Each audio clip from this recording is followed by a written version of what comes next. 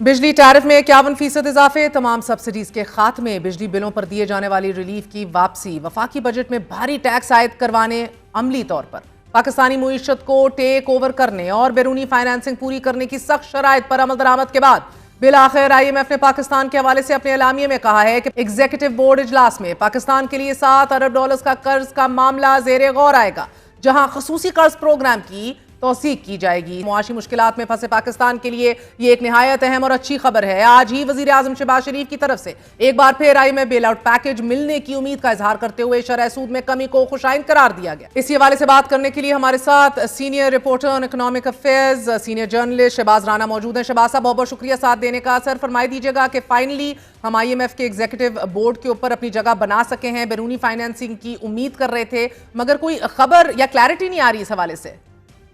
जी बहुत शुक्रिया आपका मिस महर। अभी थोड़ी देर पहले वजारत खजाना ने एक बयान जारी किया है और उस बयान को मंसूब उन्होंने वजीर खजाना से किया है। तो उन्होंने ये कह दिया है ऑफिशियली कि IMF के साथ जो मामलात हैं वो तय पा गए हैं खुश असलूबी के साथ, और जो IMF का जो बोर्ड है वो इसी महीने होगा। तो ये ऑफिशियल स्टेटमेंट उनकी आ चुकी है। अब उसकी डेट चाहे 25 सितंबर हो या 27 सितंबर हो, वो मैटर नहीं करता।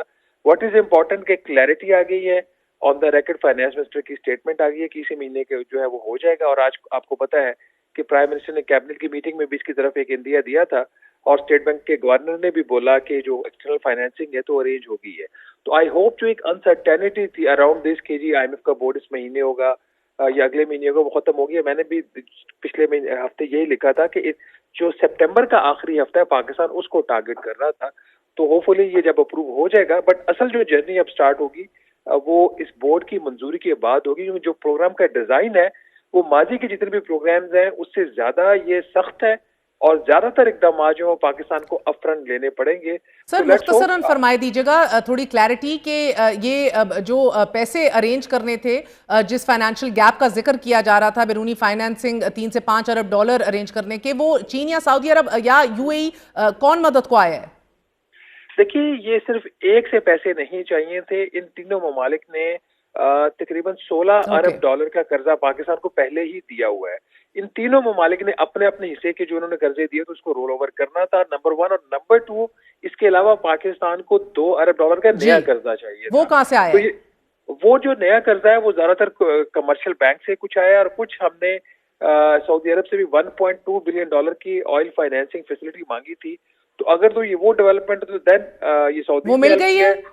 देखिए, अगर अब ये क्लियर नहीं है कि जो $2 बिलियन का है ये सारा कमर्शियल बैंक से आया या commercial bank plus Saudi Arabia से आया, बट अगर IMF के बोर्ड की मीटिंग तय पा गई है तो इसका मतलब ये है कि टोटल फाइनेंसिंग हमें मिल गई। अब उसका में से कितना हिस्सा सऊदी अरब ने दिया और कितना यूरोपियन कमर्शियल बैंक ने दिया वो भी क्लियर नहीं है, बट ये चीज तय पा गई है उनकी कि इसी महीने हो रही है। सर जी बिल्कुल।